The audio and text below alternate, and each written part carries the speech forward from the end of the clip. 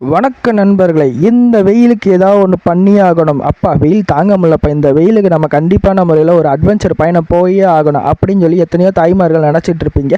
உங்களுக்காக பட்ஜெட் ஃப்ரெண்ட்லியாக ஒரு அட்வென்ச்சரான ட்ரிப்பு சொல்கிறேன், நோட் பண்ணி வச்சுக்கோங்க. எங்கே ட்ரிப்பு அப்படின்னு கேட்டிங்கன்னா கொடைக்கானல். நீங்கள் என்ன சொல்லுவீங்க? ஆமாம், எப்போ பார்த்தாலும் அந்த கொடைக்கானல் என்ன தான் இருக்குது, ஒன்று இருந்தால் லேக்குக்கு போகிறோம், இல்லை பைன் ஃபாரஸ்ட் போகிறோம், இல்லை சில்வர் ஃபால்ஸ் போகிறோம், அப்படி இல்லைன்னா பூம்பாறைக்கு போகிறோம், அப்படி தான் சொல்லுவீங்க. ஆனால் இந்த வட்டம் நீங்கள் அப்படிலாம் போக வேணாம். அட்வென்ச்சர் பயணத்துலேயே சூப்பரான பயணம் சொல்கிறேன், தெரியாதவங்க தெரிஞ்சு வச்சுக்கோங்க. எங்கே அப்படி கேட்டிங்கன்னா தாண்டிக்குடி. கரெக்டாக நீங்கள் வந்து கொடைக்கானல் போகிற வழியிலேயே வந்து பண்ணக்காட்டு பிரிவிலேருந்து ரைட் சைடு தான், ரொம்ப தூரம்லாம் இல்லை, பண்ணக்காட்டு பிரிவிலேருந்து ரைட் சைடில் தான் தாண்டிக்குடின்ற ஒரு அழகிய கிராமம் இருக்குது. அந்த கிராமத்தில் வந்து நம்மளோட அட்வென்ச்சர் பயணம் அங்கேருந்து தான் ஸ்டார்ட் ஆகுது. எங்கெங்கெல்லாம் போகிறோம் அப்படின்னு நீங்கள் கேட்டிங்கன்னா கண்டிப்பான முறையில் ஒரு நாள் ஃபுல்லாக தாண்டிக்குடியோட முருகன் கோயில் ப்ளஸ் அது பக்கத்தில் இருக்க அட்வென்ச்சர் பயணம் ஹிடன் ஃபால்ஸுக்கு, இதுக்கெல்லாம் நம்ம ஒரு நாள் போகிறோம். அதே மாதிரி இன்னொரு நாள் நம்ம கொடைக்கானலுக்கு ட்ரிப்பு போகிறோம். சரிங்களா? அதாவது தெரியாத பயணத்தை தான் புதுசாக நம்ம பார்க்க போகிறோம்.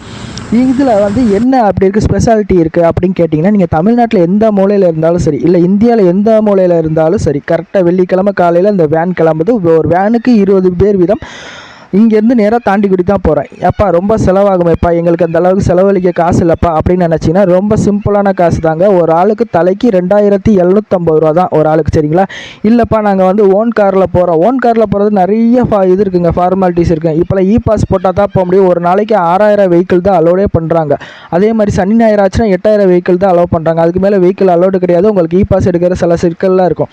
இந்த ட்ரிப்பு எப்பயுமே இருக்குது. வருஷத்தில் ஃபுல்லாக வருஷம் இல்லை, வருஷத்தில் ஒவ்வொரு நாள் இந்த ட்ரிப் இருக்குது. அது வெள்ளி சனி ஞாயிறு 3 நாள் இந்த ட்ரிப்பு கம்பல்சரியாக மதுரையிலேருந்தே கிளம்புறாங்க.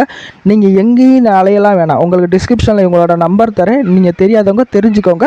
அதே மாதிரி இன்னொரு விஷயம் என்ன தெரியுமா, நீங்கள் சாப்பாட்டுக்கு அங்கிட்டு இங்கிட்ட அலையணும் அவசியமே இல்லை. உங்களுக்கு 5 வேளை சாப்பாடு தங்குறதுக்கு தனி பெட்ரூமாகவே கொடுத்துருவாங்க. சிங்கிள் பெட்ரூம் இருக்குது, டபுள் பெட்ரூம் இருக்குது. இல்லை நீங்கள் ஃபேமிலியாக நீங்கள் தான் தங்கணும் தூங்கணும், நாங்கள் ஃபேமிலியாக வந்து சிரித்து பேசி விளாண்டுட்டு தான் தூங்கணும் அப்படின்னா அதுக்கேற்ற மாதிரி சூட் ரூமும் இருக்குது.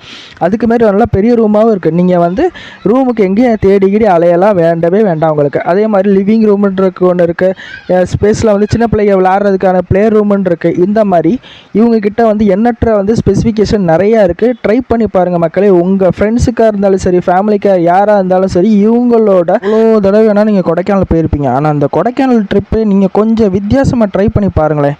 அதே லேக்கு, அதே பைன் ஃபாரஸ்ட்டு, அதே சில்வர் ஃபால்ஸு, அதே கோக்கர் சாக்கர் பார்க்காம புதுசாக பலவிதமான இடங்கள் இருக்குது. கொடைக்கானல்ன்றது அவ்வளோ பெரிய ஏரியா தான், சின்ன ஏரியாலாம் இல்லை, நல்லா பெரிய ஏரியா தான். இந்த பெரிய ஏரியாவில் இன்னும் நிறைய பெரிய பெரிய லெவல் அட்வென்ச்சர்ஸ் பயணங்கள்லாம் இருக்குது.